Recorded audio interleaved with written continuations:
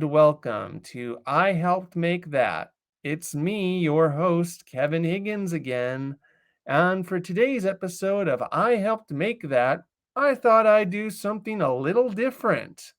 Instead of talking about an old movie and TV show and talking to someone who worked on it about their experience making it, I thought I'd promote a short film. Yes, today I am going to promote a short film called Found Footage Dracula. And I am going to be promoting it with the director of the show, Hunter Bueller Faris. But before we bring him on, let me just get the anchor ad out of the way. So, if you've ever wanted to create a podcast but you don't know how, use Anchor. It has all the tools. You can record just like that, then put it on Apple Podcasts and Spotify. You're good to go. Anyway, welcome to the show, Hunter. Seriously, thank you so much for having me on. This is so nice of you. You're welcome. So, tell me, Hunter, what got you inspired to make this film in the first place? So I was reading Bram Stoker's novel, which is made up of letters and journal entries and invoices and scientific notes and even like a suicide note. Like, this novel uses a lot of different ways to take advantage of the medium of writing. It was really experimenting with the format of an epistolary novel. I was like, that's so cool. How would you do that as a movie? Like, is there a film equivalent of that? And the answer was found footage with lots of different forms of video. And that seemed relatively inexpensive. It seemed like a lot of fun to make with my friends. And so I dove into reading more of the book and seeing how would you take that scene and turn it into a Snapchat? How would you take that scene and turn it into a door cam? How would you take that scene and turn it into a podcast, etc.? Tell me, were you also inspired by such films as Paranormal Activity or Searching when you decided to make found footage Dracula?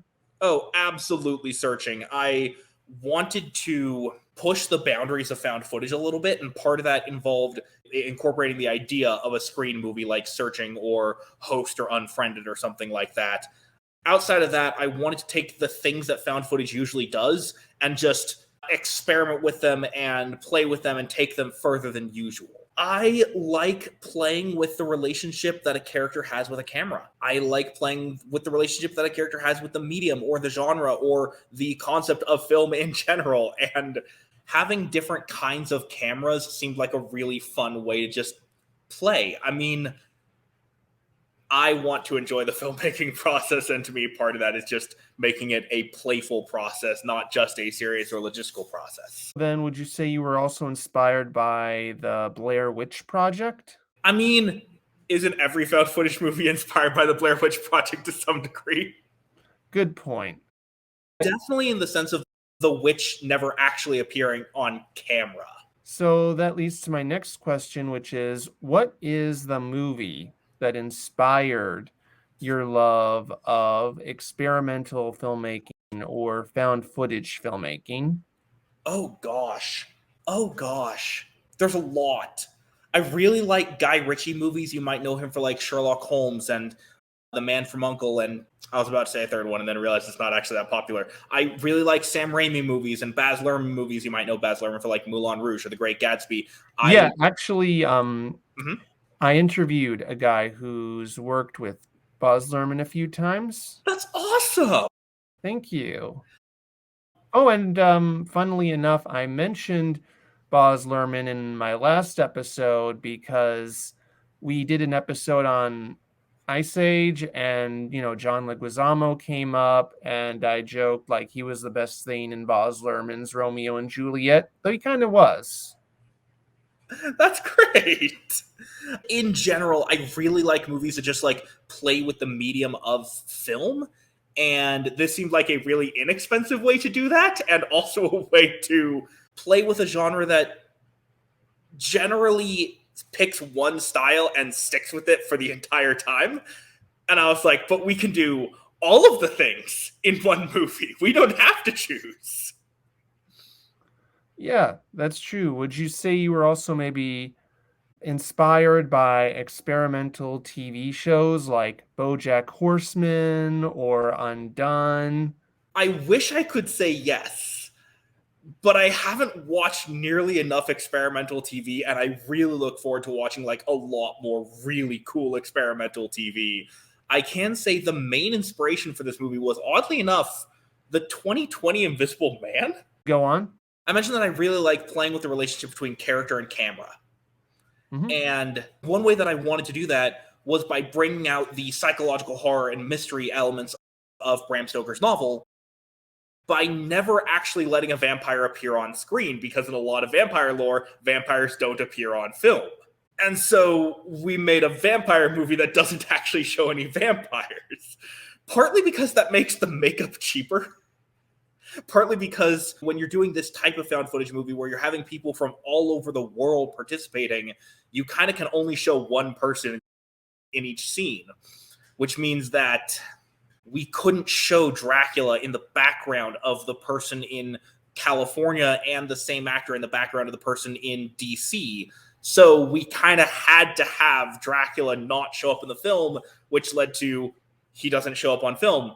Well, from there, it became, how do we make it scary to have a character who you don't see, which led to, let's just revisit Blumhouse's Invisible Man from 2020 and explore the idea of what you can't see that can hurt you. What made you decide to make it a short film rather than a feature film? This is going to be really disappointing. One, we ran a Kickstarter for it, and I said, we will have X amount of minutes of movie for every dollar that you contribute. And we got about 15 minutes worth of money. And we somehow managed to make 25 minutes of movie out of that. But the other side is that I wanted to explore things that versions like Nosferatu or the Bela Lugosi version from 1931 or the Hammer horror version with Christopher Lee and Peter Cushing didn't explore. And all three of those have exactly the same climax because, they're all based on the same book. And so I wanted to explore the voyage of the Demeter. I wanted to explore Jonathan's time at Castle Dracula. I wanted to have Lucy be a character, have Seward be a character at all. Like, those characters aren't in most versions that I've seen. And once we got to the stuff where Jonathan Seward, Arthur Holmwood, and Quincy P. Morris and Van Helsing and the group go to Castle Dracula to go kill Dracula, I'm like, okay, yes, this is the same thing we've seen every time. We can find a new way to reinterpret that, but I wanted to explore the stuff that hadn't been done rather than reinterpret the stuff that had been done, which said, okay, let's cut it off around chapter 15 of the book instead of doing the entire novel. So there's both a budgetary reason and a creative reason. Do you think that if this short film takes off, you might want to make a feature version? If it takes off, then I'd want to expand with other similar projects. I'm currently in pre-production to adapt The Picture of Dorian Gray in a very similar way. I mentioned it's one of my favorite novels. Like, I would love to adapt this. I've been trying to figure out stuff like Jekyll and Hyde or Frankenstein or maybe a crossover later on. So in a sense, found footage Dracula is done. It is released the way that it is, and I'm not adding to it. But I will add through other stories in the same vein, if that makes sense. Yes, it does. So you said that many of the cast and crew are your friends, but did you hire anyone outside your friend group to be in the movie or participate in the movie? One of the characters who is not in the novel is a podcaster. And I posted a casting call specifically on TikTok because a lot of the inspiration and drive and momentum of this film was through TikTok. So I was like, you know what? You guys get to be in the movie. So I posted a casting call saying we're looking for somebody to do kind of like an Alex Jones conspiracy theorist style podcaster, and got like 5 audition tapes. And one guy who reached out, I was like, you understand the character perfectly. Since then, that actor has become one of my friends. And so at first I was like, did I hire anyone who wasn't one of my friends? Well, he wasn't at the time, but now he is. I mentioned that we hired from all over the world. The thing is, like, I'd been hiring through my TikTok audience. So it was people who I already knew and had been talking with and sometimes working with or collaborating with. And other people, it was, okay, We hired so and so to play the part. Due to scheduling reasons, they can't play the part. Hey, Mitch, random friend who I'd worked with before, do you want to play Jonathan? We have like 1 day of shooting. Don't worry, it's not going to be that hard. How big is your TikTok audience? At this point, it's a little over 30,000 followers. I've been doing this for about a year. That's nice, really nice, actually. It's been wonderful. It's been a great experience of very kind people being very supportive. In your future films that you want to make, do you think you're going to still use TikTok to help make them? That's definitely one way that we've been funding these movies is through Kickstarters and promoting those Kickstarters through TikTok, and also building hype for these movies through TikTok. And I would love to bring in cast members and even crew members through TikTok, post-production members through TikTok. Our poster designer and our post editor were both people who I just found on TikTok who I posted an ad saying, hey, we need people to help with this. A lot of the ones that we have coming up are going to be the kind of stuff that has to be filmed in person. And I'm trying to figure out how to not do that. I'm trying to figure out how to bring in as many of my friends from all over the world as possible because I find it a beautiful way of filmmaking. Yeah, it's who you know, right? Got Judd Apatow. He hires his friends all the time. And it's not just nepotism. Like, I get it. It sounds like nepotism. But honestly, No, the it real doesn't. reason, there are two real reasons. One, I've worked with these people before. I know exactly how they work. I know how they act. I know really well that Mitch would nail this one role. And so it's so much easier to cast that way. But two, it's that if I'm working with you, I'm going to be spending hours and hours and hours with you. And I want to be somebody who I like spending time with. I completely get that. Did you study film just out of curiosity? Not in like a university setting, but I've been trying to study and learn as much as I can through film history, through sometimes reading a literal college level textbook, through learning from as many people's different opinions and philosophies as possible, and creating my own philosophies as well as possible. Yeah, there's a lot of great books about filmmaking. You don't really need to go to film school anymore. One last question I could ask is, what do you hope to achieve by making this film? Part of it is practice for making a film with commercial intent, learning how do you do a budget, how do you sell a movie, stuff like that, so that I can get better at that for future movies. And part of that is exploring and pushing the boundaries of found footage to modernize it, to bring it to the social media age, and to help other people to play with their films more, to find it as a creative playground rather than a creative slump, I guess you could call it. Okay.